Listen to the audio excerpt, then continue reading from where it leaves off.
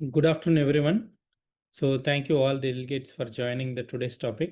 అంటే hip replacement surgery ఎప్పుడు చేయించుకోవాలి, ఎప్పుడు డిలే చేయకూడదు దాని గురించి ఎక్కువ. So I'm doctor Balaraj Naidu, robotic orthopaedic surgeon at Onus robotic hospitals, Hyderabad. And patients with severe pain, constant hip pain, especially pain at rest, అంటే మామూలుగా ఖాళీగా కూర్చున్నా కూడా నొప్పి వస్తుంటుంది. అంటే పడుకున్నా ఆర్ నిద్రపోయినప్పుడు కూడా డిస్టర్బ్ చేస్తుంటుంది. డైలీ పెయిన్ కిల్లర్ వేసుకుంటే కానీ రోజు గడవకపోతుంటాయి. So delay worsen the muscle weakness and joint damage. ఇంక ఇప్పుడు ఏంటంటే మనకు అది చేయకపోతే కంప్లీట్గా జాయింట్ అనేది డ్యామేజ్ అయిపోతుంటుంది. అండ్ దీని సిమ్టమ్స్ ఏంటంటే పేషెంట్కి వేగ్గా ఉంటాయి. ఒకటి బ్యాక్ పెయిన్, మూడోది గ్రయాన్ పెయిన్, మూడోది thigh pain with knee pain. So ఇట్లా పేషెంట్స్కి ఏమవుతుందంటే వాళ్ళకి కంపల్సరీగా ఈ 3 రకాల సిమ్టమ్స్తో మన దగ్గరకు వస్తూ ఉంటారు. సో అడ్వాన్స్డ్ ఆర్థరైటిస్ అంటారు. ఎస్పెషల్లీ సర్జరీ ఎప్పుడు చేసుకుంటామంటే మనకి ఎక్స్‌రే చూసినట్లయితే కంప్లీట్‌గా జాయింట్ స్పేస్ అనేది కంప్లీట్‌గా తగ్గిపోయింది.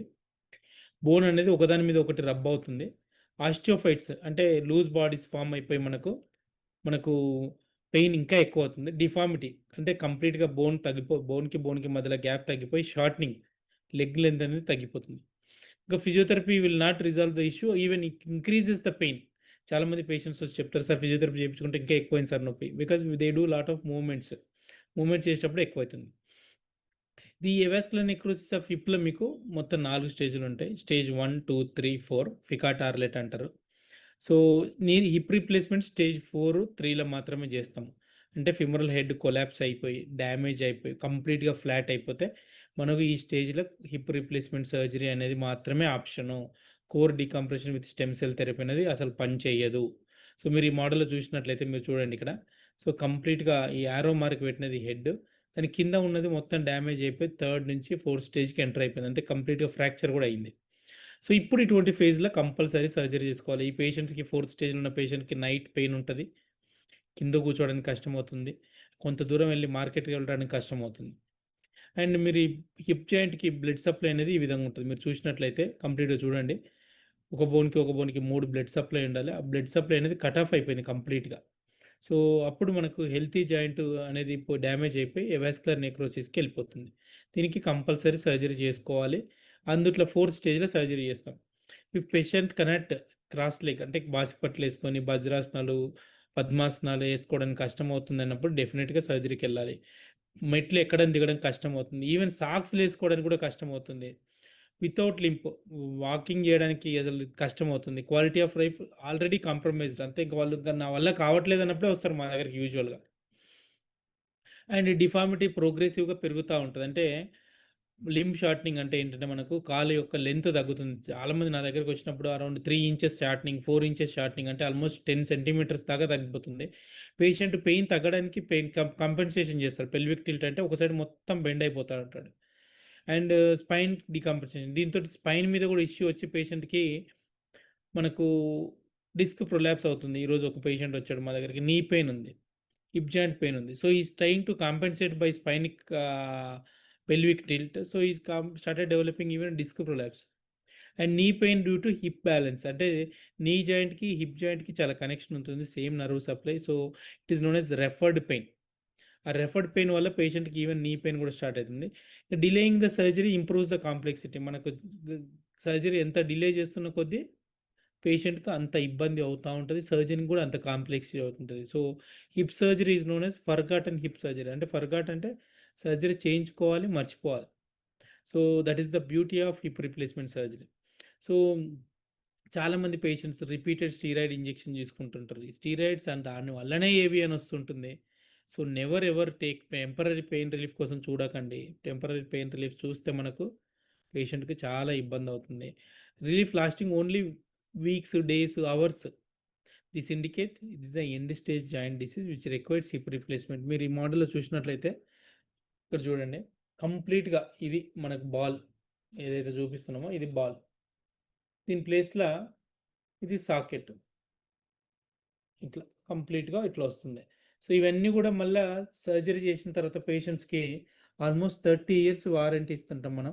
సో, పేషెంట్ రెగ్యులర్‌గా ఎక్సర్‌సైజ్ చేసి, జాగ్రత్తలు తీసుకున్నట్టయితే మనకు చాలా బావుంటుంది. Hip surgery is known as forgotten hip surgery.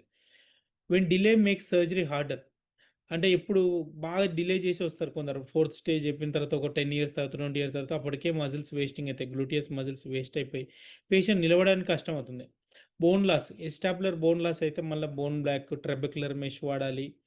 కొన్నిసార్లు అవసరమైతే రెగ్యులర్ కప్ కాకుండా మనం ఈవెన్ కేజ్ కప్ వాడాల్సొస్తాయి.